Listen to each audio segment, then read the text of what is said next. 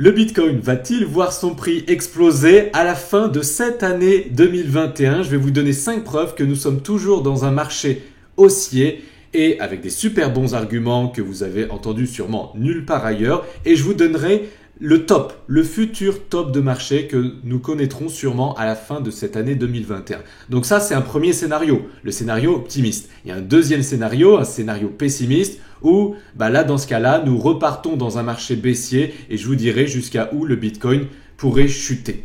Donc, est-ce qu'il vaut mieux-il vendre en ce moment? Est-ce que vaut mieux-il acheter? Eh bien, c'est les questions auxquelles je vais répondre dans cette vidéo avec de super arguments. Donc, restez bien jusqu'au bout et je vais vous donner le scénario que je valorise. Et vous aussi, je pense que du coup, vous allez plus dévier vers un scénario qu'un autre. Donc écoutez bien cette vidéo jusqu'au bout. Mais avant ça, si vous souhaitez connaître mes stratégies d'investisseur qui me permettent d'investir de manière simple et en automatique dans les crypto-monnaies, j'ai une vidéo formation gratuite à vous offrir. Pour y accéder, c'est simple. Cliquez sur le bouton en haut à droite de cette vidéo ou cliquez sur le lien qui se trouve sous cette vidéo. Inscrivez-vous et je vous enverrai tout ceci par email gratuitement. Commençons par le premier scénario, le scénario optimiste qui prouve que nous sommes dans un marché haussier et que le Bitcoin va exploser fin d'année 2021. Donc pour cela, on va retourner un peu en arrière. Donc peut-être que vous avez déjà entendu parler de ce que je vais vous dire ici, mais vous allez voir que par la suite, vous allez comprendre pourquoi je dis tout ça. Donc vous pouvez voir qu'en 2017, nous avons vécu un super marché haussier d'ampleur et en 2018, vous avez vu que après le marché a chuté. Donc, vous pouvez voir que durant ce marché haussier d'ampleur, nous avons vécu pas mal de chutes. Quand on regarde en mars 2017, on peut voir que nous avons vécu une chute de 33%. Donc, je les ai déjà notés ici, mais si je prends le point le plus haut et que je clique sur le point le plus bas, vous pouvez voir qu'on est bien une chute de 33%. Donc ça, c'était en mars 2017, chute de 33%. En juin 2017, chute de 41%. En septembre 2017, chute de 40%. Et en chute de novembre 2017, chute de 28%. Vous devez déjà comprendre que une chute durant un marché haussier, même jusqu'à 40%, c'est normal. C'est juste des marches, mais quand même, les marches nous font prendre de la hauteur. Et vous le savez, quand le Bitcoin chute, les autres crypto-monnaies chutent encore plus. Donc, ce qu'il faudrait aller voir, c'est en 2017, comment les autres crypto-monnaies ont vécu ces périodes. Donc, c'est ce que nous allons voir maintenant. Là, nous sommes sur le Bitcoin et je vais passer sur l'Ethereum. Voilà, là, je suis maintenant sur le cours de l'Ethereum et nous allons regarder en mars. Qu'est-ce qui s'est passé en mars 2017 pour l'Ethereum? On peut voir que mars 2017, l'Ethereum a quand même chuté de 25% de sa valeur. En juin 2017, il a chuté de 67% de sa valeur. En septembre 2017, il a chuté de 47% de sa valeur. Et en novembre 2017, de 26% de sa valeur. Et vous voyez qu'après, ça n'a pas empêché qu'il a continué son marché haussier. Et aujourd'hui, nous sommes à combien de chutes par rapport à ce marché haussier de 2017? Nous sommes à une chute de, vous pouvez le voir ici, en juin 2021 de moins 60%. Et est-ce que ça veut dire que c'est la fin du marché haussier pour l'Ethereum? Pas forcément. En fait, c'est une chute qui peut être normale puisqu'il a vécu une chute de moins 67% en 2017. Donc, il est possible que nous sommes qu'à ce niveau-là de l'augmentation du cours de l'Ethereum. Et vous allez me dire, d'accord, Jonathan, pour l'Ethereum, mais si on regarde les autres petites crypto-monnaies, comparons aussi avec le NEO, que j'ai bien connu moi en 2017. Et on peut voir quelque chose encore d'important, c'est que le NEO a vécu pareil que l'Ethereum. Regardons en mars 2017. Qu'est-ce qui s'est passé aussi pour le NEO? Donc là, c'est très très petit. Il faut zoomer énormément. Mais si on zoome énormément et qu'on regarde sa perte en mars 2017, on peut voir que la perte est bien de 31%. 31%. Ensuite, en juin 2017, une perte de 62% pour le NEO. En août-septembre 2017, une perte de 76%, ce qui est relativement énorme. Et en novembre, une chute de 40%. Donc vous pouvez voir que la chute de mars, on la voit même plus tellement elle est petite. Et vous pouvez voir qu'en septembre, il a fait une chute de moins 67%. Et aujourd'hui, nous sommes à combien? nous sommes à une petite chute de 75%. Donc ce que je veux dire par là, c'est que c'est pas forcément anormal. Ça peut être normal, la chute qu'on a vécue sur les altcoins, donc une chute de 75%. Mais vous allez me dire, d'accord Jonathan, pour les altcoins, je comprends, c'est ce qu'ils ont vécu dans le passé, donc ça ne veut pas dire qu'ils vivront forcément dans le futur, mais ça nous dit que c'est peut-être possible de continuer ce marché haussier, même avec une chute aussi importante.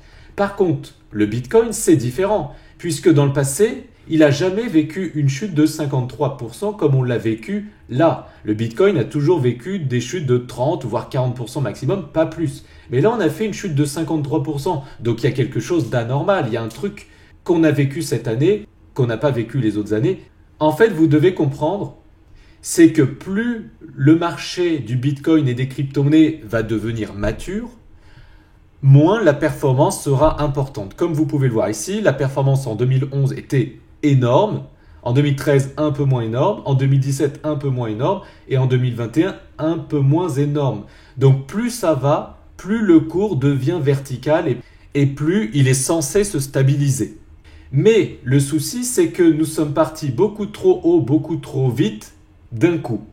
Vous pouvez voir qu'en 2017, vous pouvez voir ici cette ligne noire et le cours du Bitcoin ici coloré en vert. Et on peut voir que dès qu'on se rapprochait de cette ligne noire, dès que le cours se rapprochait de cette ligne noire, eh bien le cours chutait. Vous voyez, on se rapproche ici, on chute. On se rapproche ici, on chute. On se rapproche ici, on chute. On se rapproche ici, on chute. Et après, on l'a éclaté. Mais vous voyez que cette année, normalement, le cours devait tendre à s'aplatir, parce que c'est normal, c'est comme ça. Et en fait, il ne s'est pas du tout aplati. Il a même dépassé cette ligne noire. Et donc, comme on est allé trop vite, eh bien, on a dû faire un crash beaucoup plus fort que précédemment pour avoir une performance plus plate, plus tenable sur le long terme. Et donc, c'est logique qu'on fasse une chute plus importante, qu'on va stagner plus longtemps, qu'on va avoir du mal à s'en remettre, mais il est possible que ce qu'on vit en ce moment, ça soit qu'une marche du marché haussier, puisque comme vous pouvez le voir ici, normalement, c'est ce qu'on voit d'ailleurs dans les années précédentes, normalement le Bitcoin dépasse largement, vous voyez, cette ligne noire au bout d'un moment. C'est ce qui s'est passé en 2017 et vous voyez qu'aujourd'hui, on en est bien loin. Donc tout ça n'est pas garanti, c'est un premier scénario que je vous présente ici, mais vous devez prendre en compte cette éventualité. De plus, comme vous pouvez voir ici en 2013, le Bitcoin a vécu un marché haussier, ici, toute cette zone ici. Mais vous pouvez voir que durant ce marché haussier, le Bitcoin est monté beaucoup trop haut, beaucoup trop vite. Et qu'est-ce qui s'est passé? Eh bien, ça a stagné énormément pendant très longtemps et par la suite, il a fini son marché haussier. Donc, c'est peut-être ce que nous sommes en train de vivre en ce moment. On est monté beaucoup trop vite, beaucoup trop haut et du coup, on va stagner peut-être très longtemps et on va finir notre marché haussier à la fin de cette année. Donc là, vous voyez que c'est le marché haussier de 2013 et vous pouvez voir qu'il a une grosse chute incroyable durant un marché haussier. Et vous savez de combien elle était cette chute? C'était une chute incroyable. C'est une chute de environ 79%. C'est une chute incroyable. Vous devez prendre en compte que si on prend le point le plus haut du Bitcoin, on peut chuter de 70%, mais ça ne veut pas dire que c'est la fin du marché haussier. Donc par exemple, chuter dans les 20 000 $, mais avec une mèche très très faible, c'est-à-dire que vous voyez que là on fait une magnifique épaule, tête, épaule, normalement c'est cassé vers le bas, là les baleines vont faire peur à tout le monde, on va chuter peut-être à 20 000 $ ou 25 000 $ ou plus ou moins, et par la suite reprendre notre marché haussier comme nous avons vécu ceci en 2013. Et là, vous allez me dire, Jonathan, combien de temps cette consolidation va durer, celle-ci que nous sommes en train de vivre en ce moment? Eh bien, on peut regarder ce qui s'est passé en 2013 pour nous faire un avis qu'on pourrait mettre en hypothèse pour aujourd'hui. Vous voyez qu'il a pris à peu près 200 jours pour s'en remettre et recasser son ancien plus haut.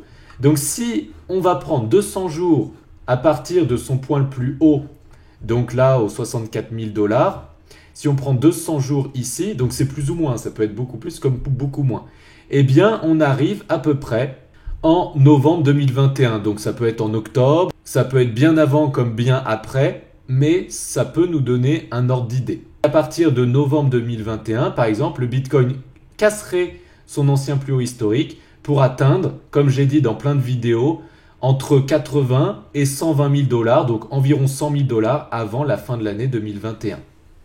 Et du coup, l'Ethereum, lui, sera sûrement à 5 000 $ l'unité. De plus, quand on ajoute la moyenne mobile 200 et la moyenne mobile 50, vous pouvez voir que quand la moyenne mobile 50 passe en dessous de la moyenne mobile 200, nous sommes repartis dans un marché baissier. Comme on peut le voir ici, c'était la confirmation du marché baissier. Et puis, à contrario, quand la moyenne mobile 50 passe au-dessus de la moyenne mobile 200, vous voyez qu'on est reparti dans un marché haussier. Et en 2013, du coup, qu'est-ce qui s'est passé? Eh bien, vous pouvez voir que la moyenne mobile 50 est restée au-dessus. Donc, ça veut dire qu'il n'y a pas eu de croisement de moyenne mobile 50 avec la moyenne mobile 200 à la baisse. Du coup, c'était un signe que nous allons rester à la hausse. Et donc, ça peut être un super indicateur pour cette année. Donc, ça peut varier un petit peu. Mais vous voyez que pour l'instant, nous n'avons pas croisé. Donc, pour l'instant, il n'y a pas grand-chose qui nous dit que nous sommes repartis dans un marché baissier, rassurez-vous. Je ferai une vidéo pour vous l'indiquer à partir de ce moment-là. Mais pour l'instant, je reste optimiste et je valorise plus ce scénario haussier. Mais attention, attention, il y a énormément de points qui nous laissent croire que eh bien, c'est la fin du marché haussier et que nous sommes repartis dans un marché baissier pour toucher des prix qu'on n'a pas touchés depuis très longtemps. Donc, je vais vous le dire ici, le premier point, c'est cet indicateur. Je ne sais pas si vous connaissez, c'est le P-Circle Top et il nous a toujours informé des tops. Donc, vous voyez, il nous a aussi informé du top de 2013 qui était un top, vous voyez, qui a duré 7 mois et après c'est reparti à la hausse. Mais ça nous informe souvent des tops. Vous voyez, ici, ici, ici. Et ça nous l'a donné ici, je l'avais indiqué d'ailleurs dans l'onglet communauté de ma chaîne YouTube. Donc ça, c'est un point négatif, c'est le scénario numéro 2 qui nous laisse à penser que nous sommes repartis dans une chute qui va durer pas mal de temps. Peut-être même un scénario baissier qui va chuter pendant plus de 12 mois. Plus, comme vous pouvez le voir ici, nous avons une énorme épaule, tête, épaule. C'est quoi une épaule, tête, épaule? C'est ce que vous pouvez voir ici. C'est une figure chartiste qui montre, vous voyez, une épaule, une tête et une épaule. Et il y a 60% de chances qu'il casse vers le bas. Donc là, on voit une magnifique épaule, tête, épaule avec une ligne de coup ici. Donc on a de grandes chances que ça casse vers le bas.